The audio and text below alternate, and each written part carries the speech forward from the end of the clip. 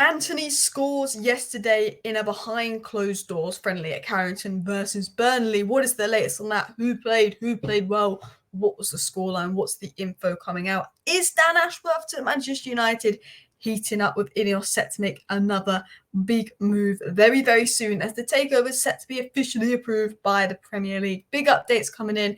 Transfer news. United now looking at a player from Juventus. Who is that player? What is my thoughts? What is the latest on potential January business as rumours have been spinning around? But also, Ineos make another big statement, not sacking, but someone from the medical team has left. The physios are leaving, overhaul of the medical team.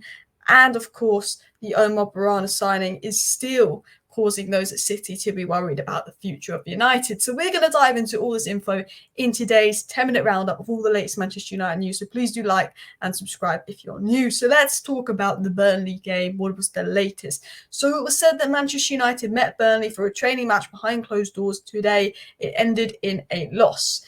It said that Manchester United lost 3-1 to Burnley at Carrington, and that Anthony also played and scored United's only goal, which was from the penalty spot. The game is believed to have taken place on Wednesday afternoon for players who are returning from injury or have had little playing time this season. It was said Maguire, Martinez and Casemiro all played at least 45 minutes in yesterday's match at Carrington. Mason Mount did not feature, but is stepping up his training this week with the first team in a bid to be possibly fit for minutes against Wolves. So basically, yes, we lost to Burnley, but it was a game for players that had been out injured a lot. And it said that apparently Mainoo also featured as well because he's not played loads. Amad Diallo, a lot of the players that have been injured and not played loads for United, and it was a fitness game. Yes, we lost. That isn't a great feeling. We lost 3-1 to Burnley, but it's players that have not played much this season, had injury issues, haven't played together, and it's more of a fitness match. This is a result to build fitness.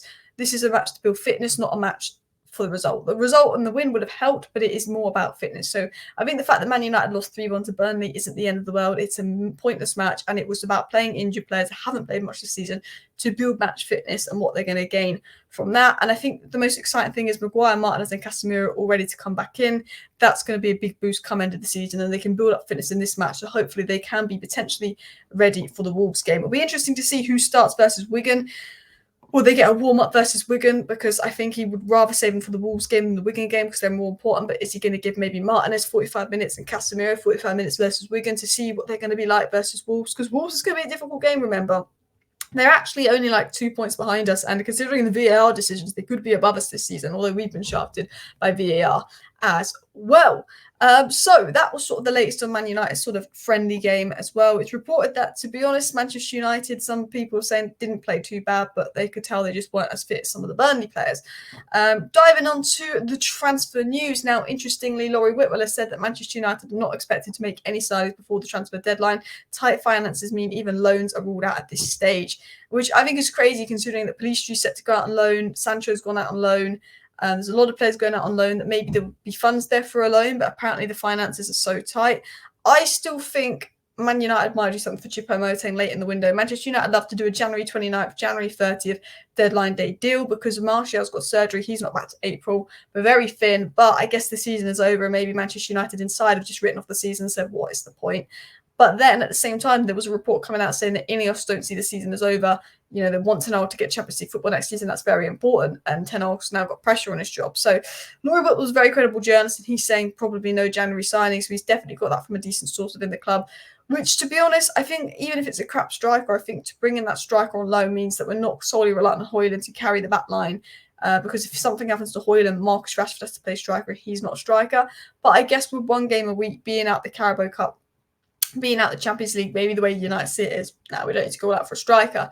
So it's either no January business or it is someone late in the window like a Choupo-Moting.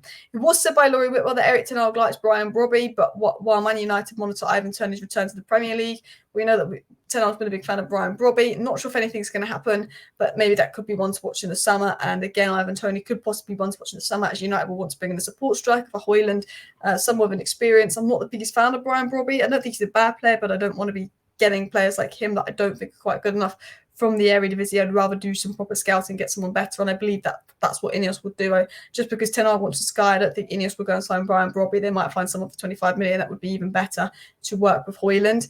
And apparently we're looking at Ivan Toney. I think United will look for a Martial replacement. But an interesting report that came out, and this came out from Di Marzio, and Di Marzio is quite credible. especially with Italian news. He's a good source of information. And this is a player we've not been linked to. This is Barcelona player.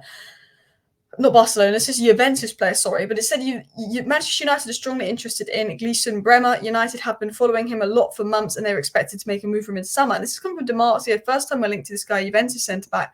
And I think he's a good player, but I think when you look at all the right centre-backs out there in the market, I think Todibo's better, Antonio Silva's better, Diamon's better. I think there's just better options out there. I'm not particularly moved by this, although this is a good source. I will keep an eye on it. But again, when we're being linked to players now, even if it is from good sources, I'm still a bit skeptical. I'm like, well, Ineos isn't here.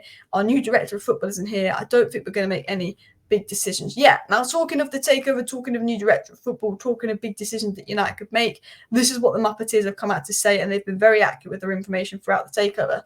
They said once Ineos' 25% stake in Man United is approved by the Premier League, expected to be around February 4th, the appointments of a new sporting director and a director of football will come into play. Ineos are planning a big summer for Manchester United. The new CEO is already done, Omar Barada. Next, they want the new directors to join in February so they can all plan for the summer. So what they're saying, the Muppeteers, is the new CEO is done. That is Omar Barada. That's a very good appointment at CEO. But they're saying now the deal should be done around February 4th. They want to get that new sporting director to come into play. So Dan Ashworth, it's been very made publicly that United want that guy. And to get Dan Ashworth off Newcastle is going to be difficult. Newcastle don't need to get rid of him. He's in a contract with Newcastle, might not be able to leave United. They've got to do some convincing. They've got to pay a bit of money. To get Dan Ashworth off Newcastle will be difficult. But if they do that, what a statement. I'd keep an eye on a few other sporting directors we've been linked to. The one that's at Atletico Madrid. We've been linked to Dougie Freedman of Crystal Palace. And Crystal Palace have some talents in Eze, Elise, Gay as well. Although it's not to the extent of what Dan Ashworth has done, it's been very good. And I think that's something could heat up massively in the next week. Diving into the next story, it was said this by The Athletic on Omar Barada, and just to give you a bit of insight on how good Omar Barada is and how highly he's rated, it was said Ineos views Omar Barada as ticking the boxes nobody else does, with very few chief executives having his high-level football-related experience working on negotiations operations. He was recently involved in City's negotiations for Claudia Evicherri, the new player they brought in, the young player. A person close to City's hierarchy said this on Omar Barada: he will be in the eye, having to make final decisions. When you are the CEO or in a similar role, you can talk more freely because you know it won't be you delivering the final decision, because Manchester United are so in the spotlight and inevitably need fixing. He has a huge task ahead. But those at City are actually pretty annoyed that he's gone to United because they rate him highly at City, and they're thinking, oh, how did we lose this guy to United? Ratcliffe must be serious and all of that. And I will say this on Ratcliffe: I was very sceptical of Ratcliffe coming in, enabling the Glazers to stay, but it looks like Ineos are doing what needs to be done, and it's getting a little bit excited. Obviously, actions speak louder than the words, and there's a lot of PR thrown about, and we'll have to wait and see. But new CEO is already appointed, which is the best in class in Omar Barada. Right now, in terms of recruitment, they're looking at Ashworth, they're looking at Mitchell, that could be done, and they've already planned a massive medical department overhaul, and that definitely needs to be done because the injury situation at United hasn't been good.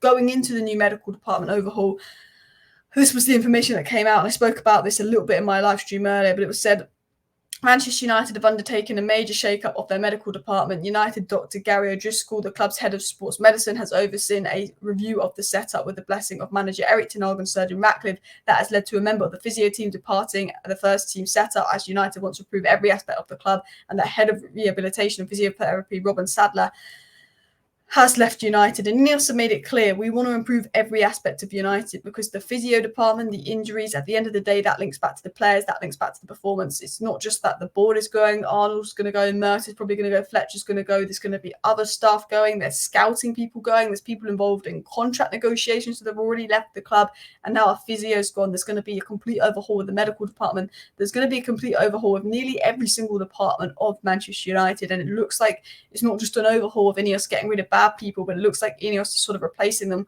with the best in class, which is really, really exciting. And while I've been skeptical about Ineos and everything happening, I have to say everything they've done so far looks good. If they can get Ashworth, massive, but they look to be making all the good decisions as well. There were some rumours that Manchester United were going to go in for Ivan Toney in the summer as well that have been going about, but again, I'm not really going to report too much on those rumours that United are going for Ivan Toney, Because as I said in my live stream yesterday, I think with all things in regards to transfer news in United, while we're linked to players, I don't think any link can be truly concrete other than maybe Todibo because it's links to Nice, just because I think we won't make any final decisions on who those signings will be until, one, we know Ten Hag's future, which won't be decided at the end of the season, and two, Ashworth and Mitchell and potentially those are already in place. But listen, people, thank you for watching today's video. Please do hit the like button on the way out, and of course subscribe down below if you're new. I'll be back tomorrow morning. See you then. Bye.